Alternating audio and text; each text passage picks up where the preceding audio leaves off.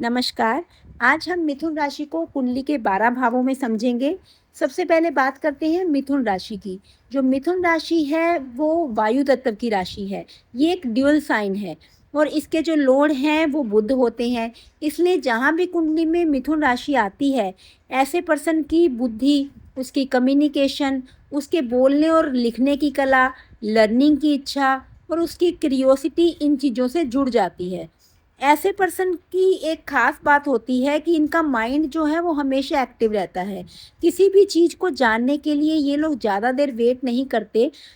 एक बात समझ आ जाती है तो दूसरी बात सीखने की इच्छा इन लोगों में हो सकती है। तो ये लोग लाइफ में बदलाव के साथ चलने की कैपेसिटी रखते हैं। मिथुन राशि जब कुंडली के अलग-अलग हाउसेस में बैठती है, तो उस हाउसेस के सभी मैटर्स पर अपना असर दिखाती है। तो चलिए बात करते हैं कि मिथुन राशि जब कुंडली के 12 भावों में बैठेगी, तो क्या-क्या रिजल्ट देगी। सबसे पहले बात कर लेते हैं फर्स्ट हाउस की। फर्स्ट हाउस जो है ये आपकी पर्सनैलिटी का है। तो यहाँ पर जब मिथुन राशि आ जाती है तो पर्सन की जो सबसे बड़ी स्ट्रेंथ होती है उसकी अंडरस्टैंडिंग होती है। उसका माइंड बहुत शार्प होता है।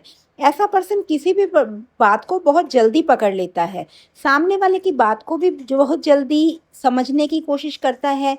खुद भी बातों को अच्छे से एक्सप्लेन कर लेता है। ऐसे पर्सन के बचपन में ही बहुत नई चीज़ों को जानने की इच्छा रहती है।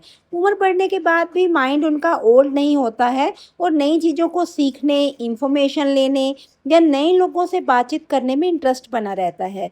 ये वाले जो लोग होते हैं ना, ये एक ही पैटर्न पर चलना पसंद नहीं करते। अगर सिचुएशन बदल जाए तो खुद को भी चेंज कर लेते हैं। ऐसे जो पर्सन होते हैं वो अपनी इंटेलिजेंस, अपनी कम्युनिकेशन और अपनी लर्निंग नेचर से अपनी पहचान बना लेते हैं। अब बात करेंगे सेकंड हाउस की। सेकंड हाउस होता है आपका धन का, वाणी का और परिवार का। यहाँ पर अगर मिथुन राशि आ जाती है तो पर्सन की जो इंटेलिजेंसी होती है और उसकी कम्युनिकेशन होती है वही उसके इनकम के सोर्स बन जाते हैं। ऐसा पर्सन बोलकर, लिखकर या फिर अपनी एडवाइस देकर बिजनेस के माध्यम से पैसा कमा सकता है।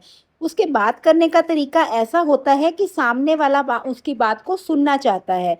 उसकी कैलकुलेशन और लेन-देन के तरीकों को समझने की एबिलिटी होती है। पैसा कमाने के नए-नए तरीके सोच सकता है और लाइफ लॉन्ग उसके एक से ज़्यादा अर्निंग इनकम के सोर्स हों, ऐसी भी पॉसिबिलिटी होती है। परिवार के मामले में भी बातचीत बहुत इम्पोर्टेंट रखती है।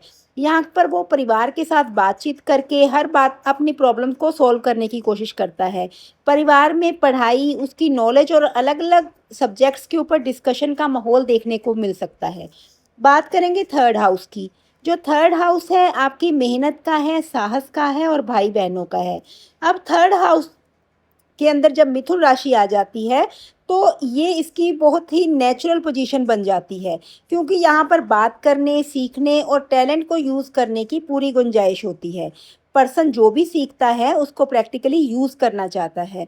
Writing, speaking, teaching, marketing, media, networking और कोई दूसरा स्किल सीखकर आगे बढ़ने की कोशिश करेगा। एक खास बात है कि पर्सन एक ही टैलेंट पर रुकना नहीं चाहता। जो कुछ उसने आज सीखा, कल उससे नया सीखने की कोशिश करता है और इस तरह उसके पास कई तरह के स्किल्स इकट्ठे हो जाते हैं। ऐसा पर्सन अपने माइंड को स्किल और स्किल को अपनी मेहनत में बदलकर आगे बढ़ जाता है। ये लोग भाई-बहनों के साथ रिलेशनशिप में भी कम्युनिकेशन को इम्पोर्टेंस देते हैं।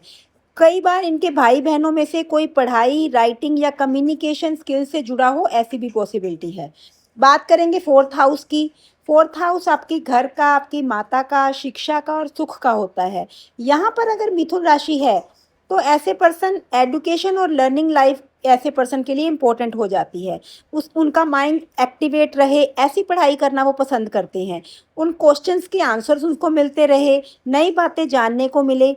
यहाँ पर घर में भी ऐसा एनवायरनमेंट उनको अच्छा लगता है जहाँ बातचीत हो, आइडियाज़ शेयर किए जाएँ, लोग एक दूसरे की बात को समझें। माइंड भी हर टाइम कुछ ना कुछ सोचता रहता है। इसलिए मेंटल पीस के लिए ऐसे पर्सन को एक ऐसा माहौल चाहिए जहाँ वो खुल के सोच सके, बात कर सके, कुछ नया सीख सके। अब उन ऐसे पर्सन की मदर के बारे में बात करें तो उनके साथ भी रिलेशनशिप में बातचीत और मेंटल अंडरस्टैंडिंग बहुत इम्पोर्टेंट हो सकती है।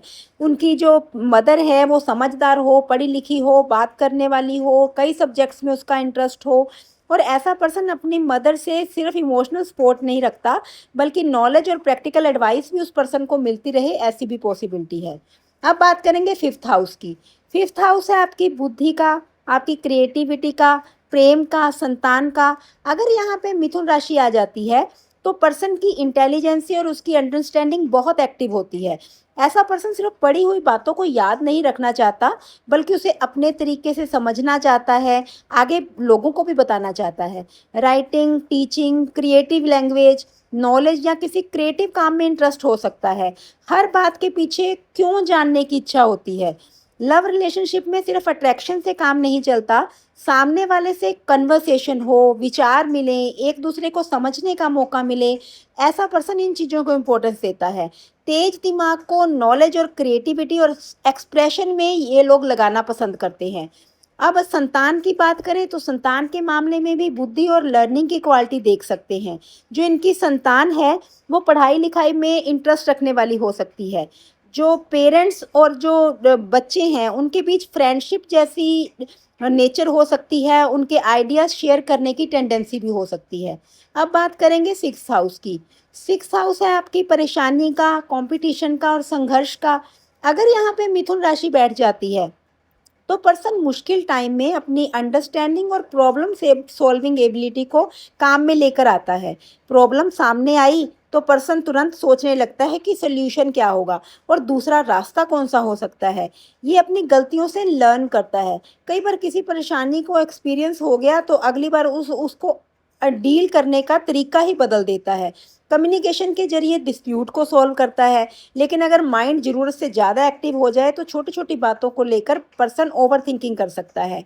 ऐसा पर्सन अपनी इंटेलिजेंस और स्मार्ट थिंकिंग से मुश्किल सिचुएशन से बाहर निकलना जानता है। अब मैटरनल रिलेटिव के साथ भी इनके संबंधों में कम्युनिकेशन और प्रैक्टिकल अंडरस्टैंडिंग इम्पोर्टेंट होती है। ऐसे पर्सन जो रोज़मर्रा के काम करते हैं उनके उसमें वो जिम्मेवारियों में ऐसा पर्सन बातचीत और अपनी बुद्धि से चीज़ों को मैनेज करने की कोशिश करता है। बात करेंगे सेवन्थ हाउस की।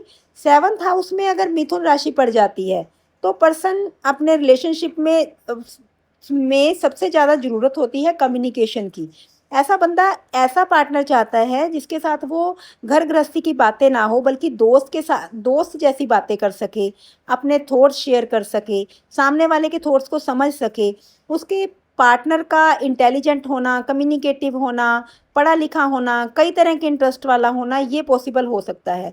बिजनेस पार्टनरशिप में भी ऐसे जो पर्सन होते हैं बातचीत और समझदारी से फ़ायदा उठाते हैं। लेकिन यहाँ पर एक बात ध्यान रखने वाली है कि मिथुन जो राशि होती है वो एक ही टाइम में बहुत सारी पॉसिबिलिटी देती है। इसलिए रिलेशनशिप में माइंड को क्लियर रखना ज़रूरी है और एक ही डिसीजन पर टिकना ज़रूरी होता है। जो अपने लाइफ पार्टनर है उसके साथ फ्रेंडशिप और कन्वर्सेशन रिलेशनशिप की सबसे बड़ी ज़रूरत बन जाती है। पार्टनर से बात करके चीज़ों को समझना, साथ में नई बातें सीखना, एक दूसरे के विचारों को समझना, इस तरह की जो नेचर है वो यहाँ पे मिथुन राशि देती है। बात करते हैं एट्थ हाउस की, जो कि गहराई का और रहस्य का हाउस है।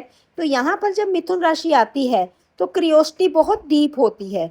जो सामने दिखाई दे रहा है ऐसा पर्सन उससे सेटिस्फाई नहीं होगा। माइंड में सवाल आता है कि इसके पीछे एक्चुअल बात क्या है। इसलिए रिसर्च का, इन्वेस्टिगेशन का, एस्ट्रोलॉजी का, साइकोलॉजी का और हिडन इन्फॉर्मेशन को समझने में इन लोगों का इंटरेस्ट हो सकता है। किसी सब्जेक्ट को अगर पकड़ लेते हैं तो उसके बारे में अलग अलग सोर्सेज से इंफॉर्मेशन कलेक्ट करेंगे, फिर अपनी अंडरस्टैंडिंग बनाने की कोशिश करते हैं। ऐसा पर्सन किसी भी चीज़ की तह तक जाना पसंद करता है। ससुराल और जीवन साथी के परिवार के मामलों में कम्युनिकेशन इम्पोर्टेंट हो सकता है। जैसे सामने वाले के परिवार को समझ सकता है बंदा और उनके साथ एडजस्टमेंट करके बातचीत को समझदारी से किसी भी प्रॉब्लम को सॉल्व कर सकता है। तो ये थी मिथुन राशि की विशेषताएं आठवें घर में। अब नाइन्थ हाउस की बात करते हैं, जो कि आपके धर्म का, भाग्य का और हायर एजुकेशन का घर है।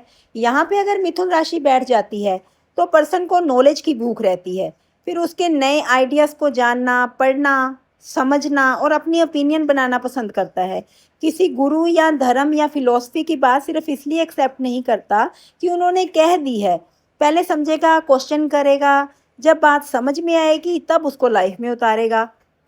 उम्र बढ़ने के साथ साथ लर्निंग की इच्छा भी बनी रहती है। टीचिंग, राइटिंग, लैंग्वेजेस और यो नॉलेज शेयरिंग से ऐसे पर्सन को अटैचमेंट हो सकती है। क्यूरियोसिटी व्यक्ति को नॉलेज की तरफ लेकर जाती है। अपने फादर के साथ और अपने मेंटर्स के साथ रिलेशनशिप में नॉलेज को इम्पोर्टेंस देता है। गुरु से सिर्फ आदेश लेने की बजाय उससे पहले बात करेगा, उससे फिर क्वेश्चन पूछेगा और अपने अनुभवों से फिर उस चीज़ को सीखेगा। ऐसे ऐसे पर्सन की टेंडेंसी होती है। बात करेंगे 10th हाउस की, जो कि आपका करियर का और आपकी रेपुटेशन का होता है। यहाँ पर अगर मिथुन राशि आ जाती है तो माइंड और कम्युनिकेशन करियर की स्ट्रेंथ बन जाता है। ऐसे लोग जिसमें ऐसा काम जिसमें लोगों से मिलना हो, बोलना हो, लिखना हो, इंफॉर्मेशन समझनी हो, किसी को समझाना हो, बिजनेस करना हो, उसमें व्यक्ति अच्छा कर सकता है। नई चीज़ें सीखने की इच्छा करियर में बनी रहती है। जैसे करियर में नई नई चीज़ें सीखते रहना ऐसे पर्सन का शौक हो सकता है। एक काम सीखने के बाद अगली स्किल सीखने की कोशिश करना।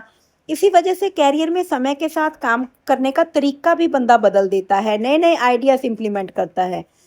जैसे व्यक्ति एक टीचिंग का, राइटिंग का, मीडिया का, बिजनेस का, कंसल्टिंग का, इस तरह के फील्ड से भी जुड़ सकता है। ऐसा पर्सन अपने माइंड और कम्युनिकेशन स्किल को काम में लगाकर फिर आगे बढ़ता है। अब बात करेंगे 11th हाउस की। अब 11th हाउस है जो आपका नेटवर्किंग का और बड़े भाई बहनों का लाभ स्थान है। यहाँ पर अगर मिथुन राशि आ जाती है तो लोगों से बने कनेक्शंस और इन्फॉर्मेशन दोनों लाभ का रास्ता बन जाते हैं। जैसे पर्सन जितने भी लोगों से जुड़ता है और उतनी नई बातें सीखता है, अपॉर्चुनिटीज उसके पास आती हैं। किसी से हुई कन्वर्सेशन आगे चलकर काम का रास्ता खोल दे, ऐसी पॉसिबिलिटी बन जाती है। नेटवर्किंग और लोगों से कांटेक्ट बनाए रखने के लिए ये पर्सन बार बार कोशिश करता है। एक ही स्किल या इनकम सोर्स पर ये बंदा डिपेंड नहीं रहता, नए नए इनकम सोर्सेज खोजता है और एक से ज़्यादा इनकम सोर्सेज हों, ये भी पॉसिबिलिटी बनती है। अपने कॉन्टैक्ट्स में कम्युनिकेशन और नॉलेज मिलाकर ऐसे पर्सन के लिए गेन्स के रास्ते खुलते जाते हैं। बड़े भाई बहनों के साथ रिलेशनशिप में भी कम्युनिकेशन को अच्छा करने की कोशिश करेगा ऐसा पर्सन। उनसे इंफॉर्मेशन, गाइडेंस या अपॉर्चुनिटी की जानकारी मिल सकती है और दोनों के बीच ये लोग आपस में आइडियाज़ भी शेयर कर सकते हैं।